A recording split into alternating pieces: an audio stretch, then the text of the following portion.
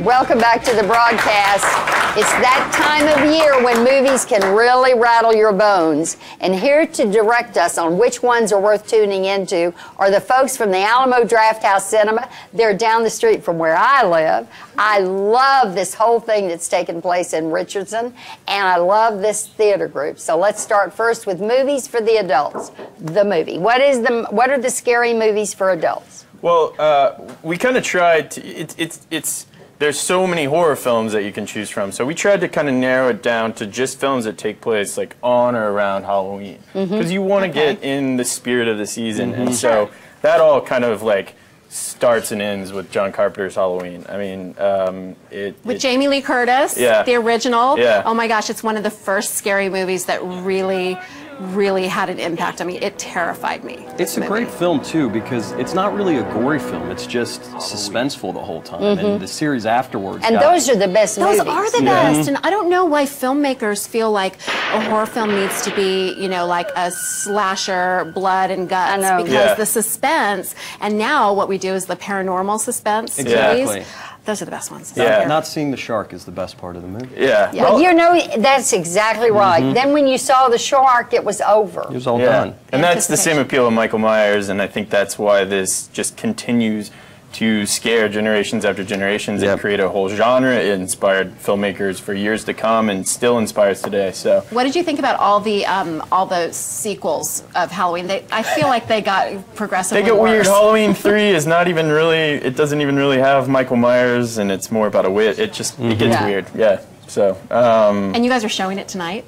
We are. Halloween on Halloween. You have to so on Halloween. maybe a special appearance by Michael. You never know. Are you serious? I don't know. Or is it Michael in costume? Well, of course. We can't reveal all of our tricks and treats. Okay, what's your next pick? Next one is Donnie Darko, which is kind of an indie cult film that a lot of people don't think of as a Halloween movie, but it takes place around Halloween. It's inspired a couple of the like all-time great Halloween costumes that you'll see out tonight. Of course, Frank the Bunny, and then Donnie with his hoodie and his skeleton outfit. So it's a great Halloween film. I feel like the biggest loser right now because I've never even heard of this. I haven't either. It was the beginning of Jake Gyllenhaal's career. That's right, and he's in it with his sister. Was it really? Look how young he is there. That's hilarious. Drew Barrymore's in it, and it's creepy because of the end of it. And I don't want to give any spoilers away, but the end is one of those very kind of... It's very much like the last true cult hit. Everything's kind of an instant cult hit,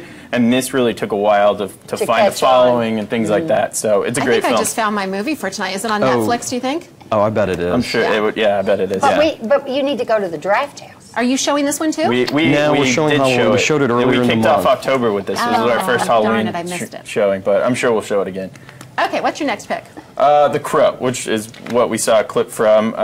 Again, another movie that people don't necessarily think of as a Halloween movie, but they were supposed to get married on Halloween night. They get killed on Devil's Night. It's a great film, and again, you know, another cult film. Before we kind of had all the superhero adaptations, this was kind of an original comic book film. So really good. The film has mystique anyways. It was Brandon Lee's last film. He was killed on set. Yes. And it's just... I think that's...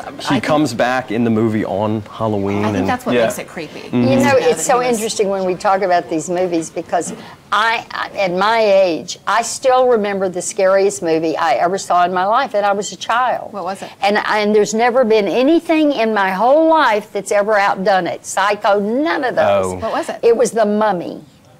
No kidding. It was The Mummy, and the other one was Frankenstein. And I still, to this day, cannot watch those movies. They scared me so badly. Really? And there was no blood, and there was no gore. It was the music. It was the black and white. It was the suspense. It was the graininess. Boris Karloff. My God. We had a great matinee series this whole month. Every Sunday we showed a Universal Monsters movie. You did? So the Universal Monsters are really the beginning of the horror genre as we know it. Like that's what is the deal that's now going on television, miniseries? Now they're all about Dracula and zombies. Still coming back. Do they all decide to do the same stupid kind of thing? Well, vampires are sexy teenagers now, so you know. Okay, we're going to take a quick break and come back with some family-friendly films. after this. We're back in a moment. You guys got to go to the Draft House. Oh, God. Seriously?